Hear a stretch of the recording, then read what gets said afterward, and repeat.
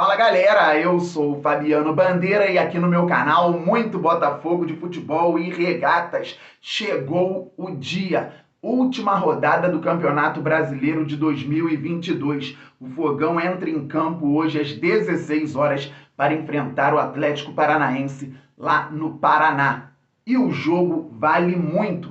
Vale uma vaga na Copa Libertadores da América de 2023. Se o Fogão vencer, estará na principal competição do nosso continente ano que vem. Se vencer e o Atlético Mineiro não ganhar o Corinthians em São Paulo, o Botafogo estará na fase de grupos da Libertadores. Se empatar, o Fogão ainda terá chances de ir para a competição, embora chances menores, porque aí o Glorioso vai ter que contar com outros resultados, e se perder, as chances serão mínimas. Então o Fogão tem que estar focado e fazer a parte dele dentro de campo.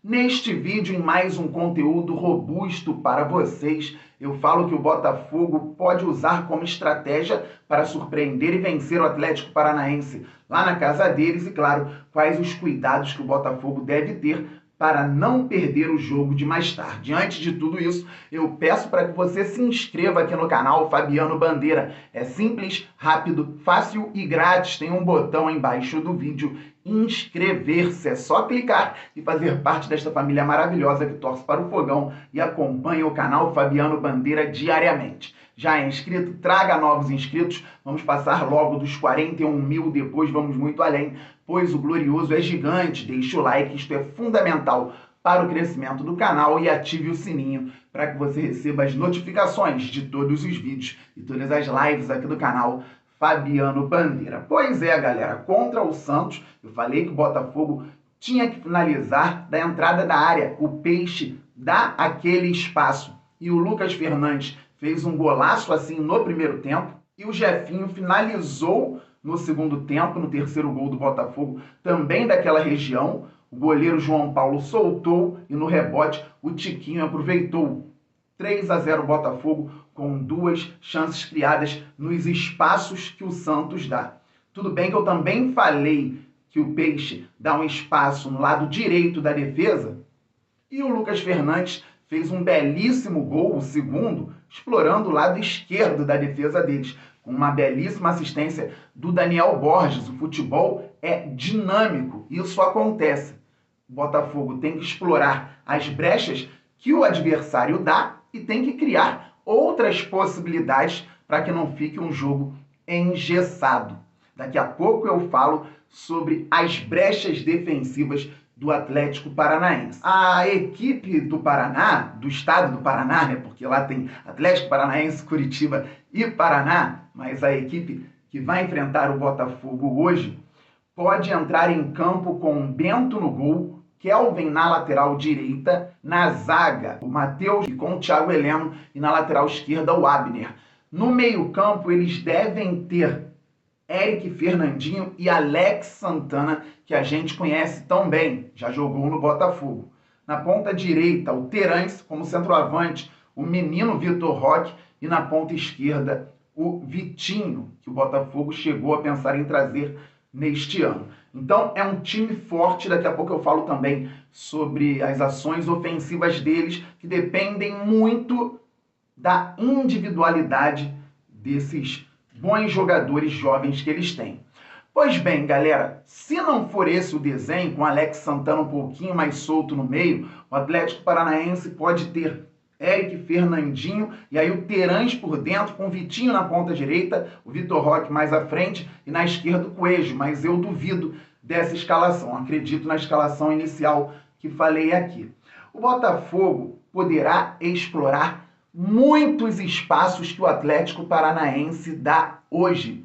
E eu, sinceramente, penso que pode ter algo até comportamental, psicológico, que o Atlético Paranaense vinha dando alguns espaços antes da final da Libertadores, e isso pode ter a ver justamente com o foco naquele jogo, e depois, mais espaços ainda estão sendo dados pelo adversário do Botafogo. Isso pode ter a ver também com a desmobilização pós-perda do título continental. Acontece que que o Atlético Paranaense tem uma dificuldade muito grande em formar linhas. Quando eu fiz a análise aqui contra o Bragantino, eu falei que o Botafogo poderia explorar a entrada da área, porque o Bragantino, quando perde a bola, recua muito, coloca as linhas lá dentro da área. E o Botafogo, assim, conseguiu fazer o segundo gol, com um passe do PK para o Júnior Santos dentro da área. O PK tinha um espaço enorme e depois, com a chegada do Tietê, também num espaço dado pelo adversário, porque a linha do Bragantino estava quase dentro do gol.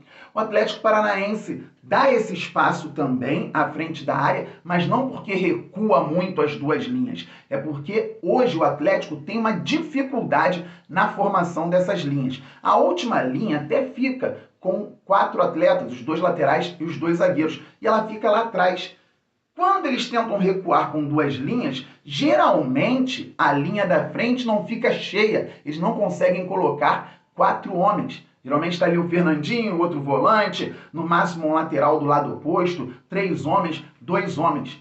Em outras oportunidades, o Atlético fica com uma linha bem baixa e a outra bem adiantada, com espação no meio-campo também. Vários times recentemente conseguiram levar perigo ao gol do Atlético Paranaense, ao gol do Bento, por conta desses espaços por eles cedidos. Se o Atlético Paranaense ceder esses espaços para o Botafogo hoje, o Lucas Fernandes pode jogar como jogou contra o Santos, com liberdade, com espaço para finalização. O Jefinho pode pegar essa bola da esquerda para dentro, buscando a finalização, como fez também na última quinta-feira. O Tietê pode chegar para finalizar. O Tiquinho pode sair da área para finalizar. É um espaço muito interessante. E por vezes eles dão possibilidades para que o adversário entre na área também. O Atlético Paranaense está com sérios problemas defensivos. O jogo de hoje é sui generis. Vale vaga para o Botafogo na Libertadores, vale vaga direta para eles no G6. Se eles ganharem do Botafogo, eles não dependerão de outros resultados